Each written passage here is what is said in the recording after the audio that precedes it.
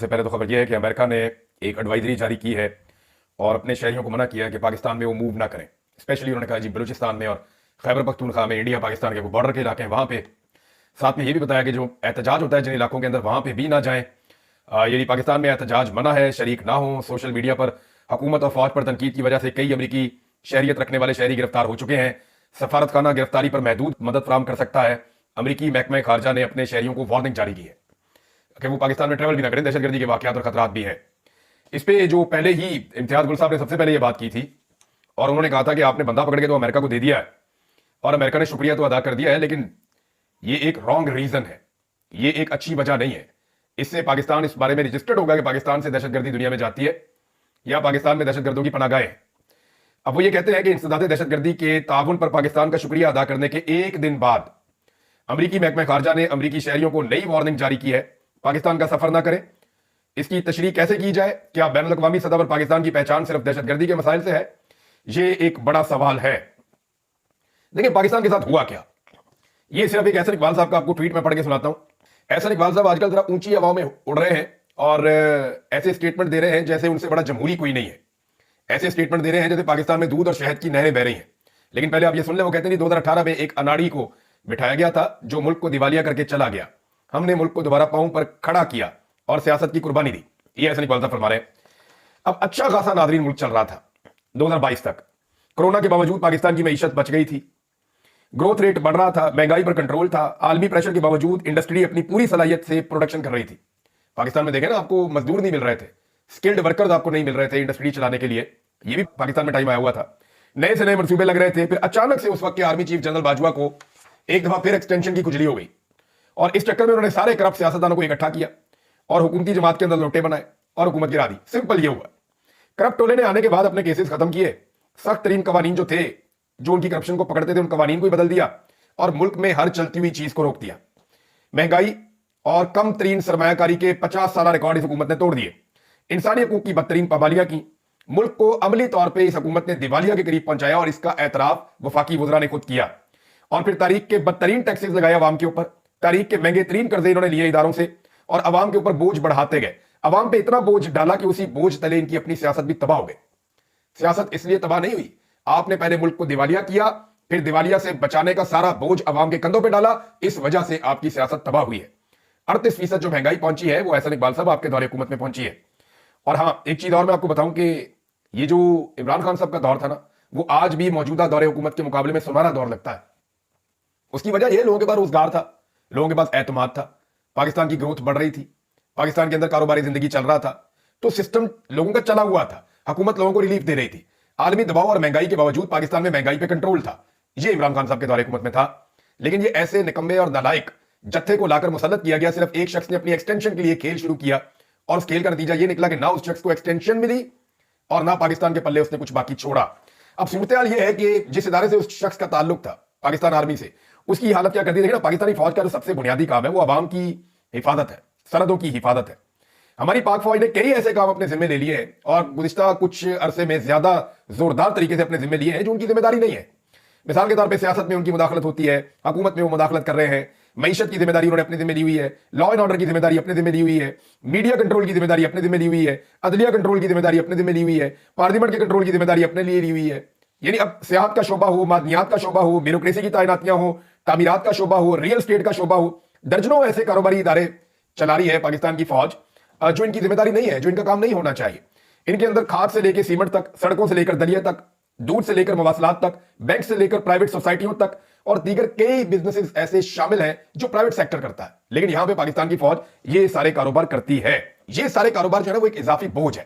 مزے کی بات یہ ہے کہ یہ دعویٰ کیا جاتا ہے فوجی افسران جو ریٹائر ہیں ان کی جانب سے کہ فوج جو بزنسز کر رہی ہے وہ سارے فائدے میں جا رہے ہیں.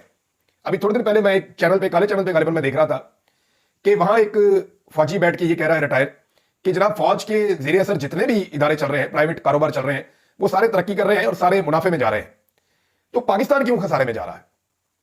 یعنی پاکستان کی فوج کا جو واحد کام ہے وہ تو دہشت گردی پہ کنٹرول تھا اور ہمیں آرمی چیف مثالیں دیا کرتے تھے شام کی، لیبیا کی، کہ جناب ان ملکوں کی آپ حالت دیکھیں، شام، یمن، لیبیا، عراق، ان ملکوں کے نام لے کر ہمیں ڈرایا کرتے تھے کہ اگر پاک فوج نہیں ہوگی تو آپ کی حالت ویسی ہو جائے گی.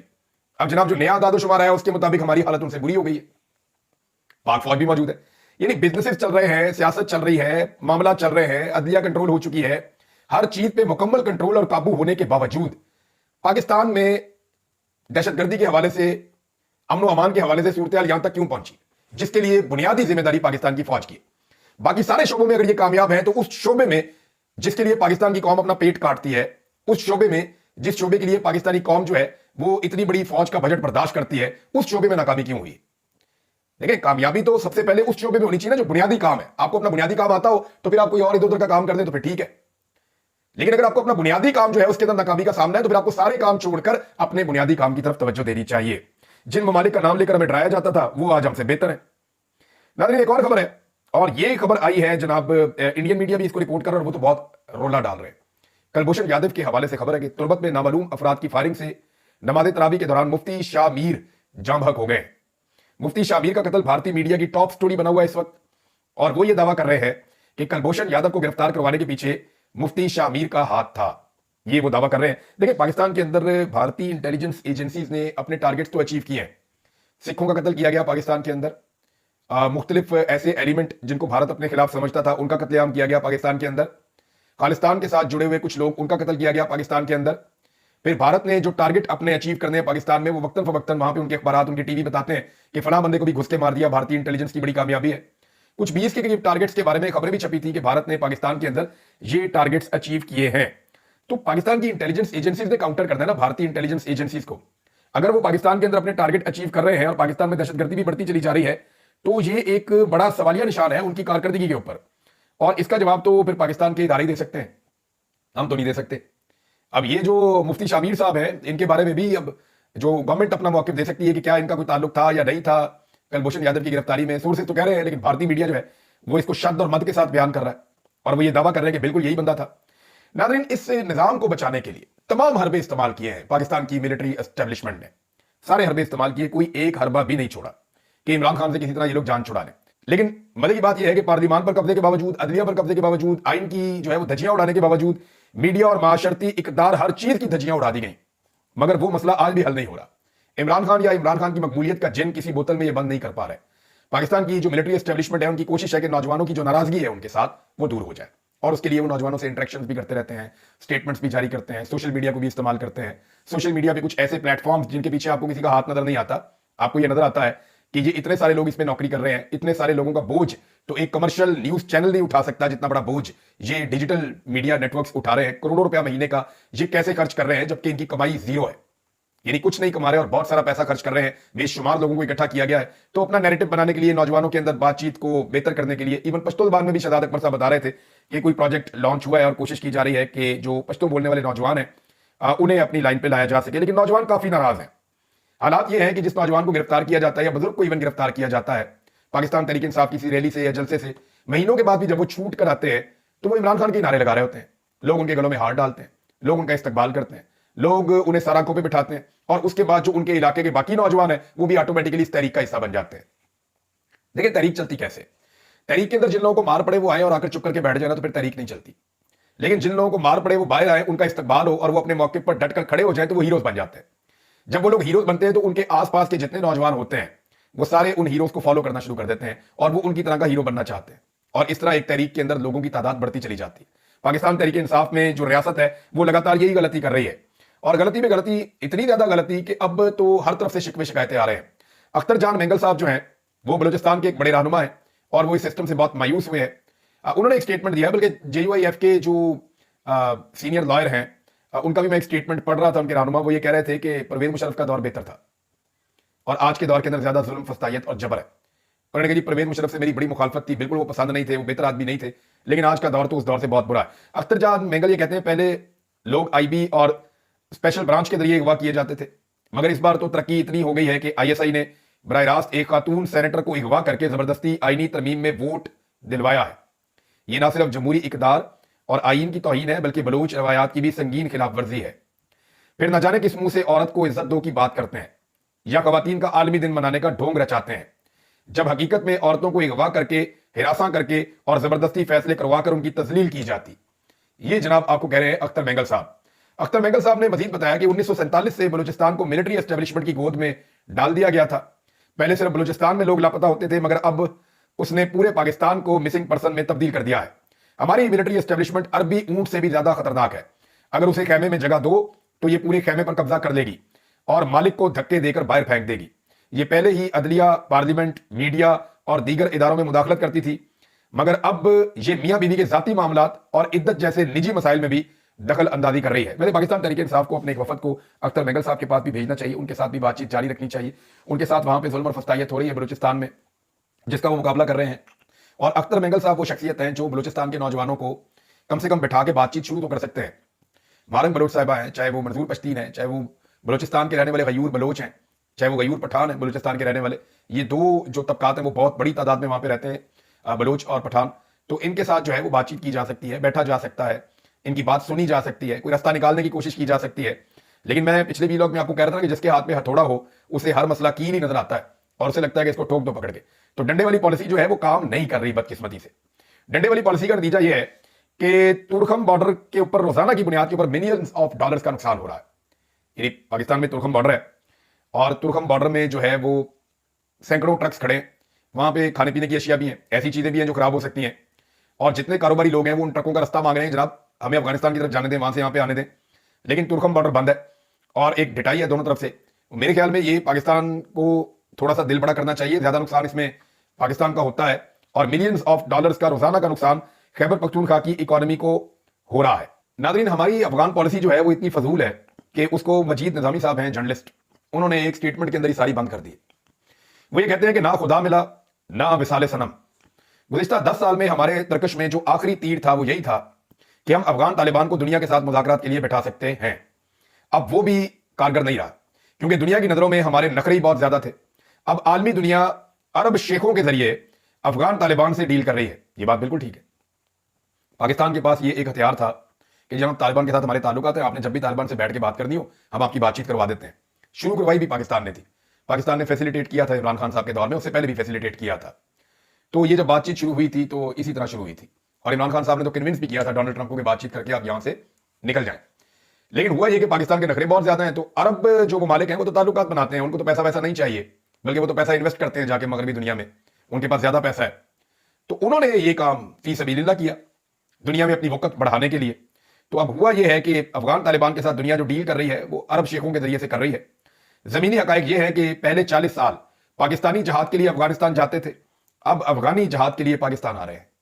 اور یہ سب کچھ ہماری وہ پالیسی ہے جو پاکستان کی اسٹیبلشمنٹ نے اس خطے پہ اور پاکستان پر مسلط کی.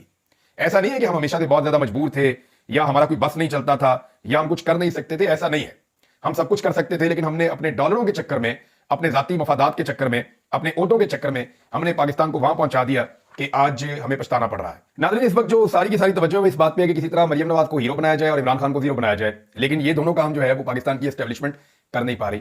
کوشش تو بہت کر رہے ہیں، بڑا اچھا ورکنگ ریلیشن بھی چل رہا ہے، لیکن یہ کام ہو نہیں پا رہا. آفتاب اقبال صاحب نے خبر دی کہ ٹاپ سے مریم نواز کے لیے اپروول ہے اور باٹم سے جو ہے وہ کوشش کی جا رہی ہے بلاول کے لیے. لیکن مزے کی بات یہ ہے کہ ایک ٹاپ پہ قبول نہیں ہے اور دوسری باٹم پہ قبول نہیں ہے. یعنی وہ یہ کہتے ہیں کہ اسٹیبلشمنٹ کے اندر بھی دو دھڑے بنے ہوئے ہیں، ایک دھڑا مریم نواز کو لانا چاہتا ہے اور ایک بلاول کو لانا چاہتا ہے. لیکن مزے کی بات یہ ہے کہ جو عوامی دھڑا ہے، عوام کی جو اکثریت ہے، وہ اسٹیبلشمنٹ کو ان دونوں سمیت جان چھڑانا چاہتی ہے کہ اسٹیبلشمنٹ سے بھی جان چھوٹے، یہ دو نمبری بند ہو پاکستان میں اور یہ دونوں بھی تحفے اپنے ساتھ لے کر جاؤ. ہمیں ان دونوں کی بھی ضرورت نہیں ہے. گراؤنڈ کے اوپر ان کی کوئی اوقات نہیں ہے. گراؤنڈ کے اوپر they are zero, they are nothing on ground. یہ نہ مریم نواز کچھ بیچتی ہے نہ بلاول کچھ بیچتا ہے. اگر فری اینڈ فیئر الیکشن ہوتے دونوں کونسلر نہیں بن سکتے، ان کے ابے بھی کونسلر نہیں بن سکتے. یاسمین راشد صاحبہ کسی ایک خاتون پر یا نوجوان پر وہ ہاتھ رکھ کے یہ کہہ دینا کہ نواز شریف کے مقابلے میں تم کونسلر کا الیکشن لڑو، تو وہ نوجوان نواز شریف کو کونسلر کا الیکشن بھی ہرا دے گا. میں عمران خان کی بات نہیں کر رہا، میں یاسمین راشد کے ہاتھ کی بات کر رہا ہوں. اور واقعی میں یہ حالات لاہور کے اندر اس خاندان کے ہو چکے ہیں. لاڑکانہ سے بلاول الیکشن نہیں جیت سکتا، الٹا لٹک جائے. اگر فری اینڈ فیئر الیکشن آپ کروا دیں، عالمی مبصرین بلا لیں، سب کو بٹھا دیں، آپ الیکشن کروا کے دیکھ لیں، یہ وہاں سے الیکشن نہیں جیت سکتا. جو مرضی کر لیں، نواب شاہ سے الیکشن نہیں جیت سکتے. ان کی درگت بن چکی ہے عوام کے اندر، ان کی جڑیں ختم ہو چکی ہیں، یہ کھوکھلے ہو چکے ہیں. اسی لیے تو بیچارے بوٹ پالش کر رہے ہیں. ان کے پاؤں اگر زمین کے اوپر ہوتے تو ان کے ہاتھ میں کبھی بھی برش نہ ہوتا. ان کے پاؤں زمین کے اوپر نہیں ہے. میرے پاس جو انفارمیشن ہے گراؤنڈ سے، جو لوگ میرے ساتھ بات کرتے ہیں وہ کہتے ہیں کہ پریکٹیکلی دے آر گون، وہ ختم ہو چکے ہیں، اب وہ واپس کبھی نہیں آ سکتے. ان کے حالات بہت پتلے ہیں.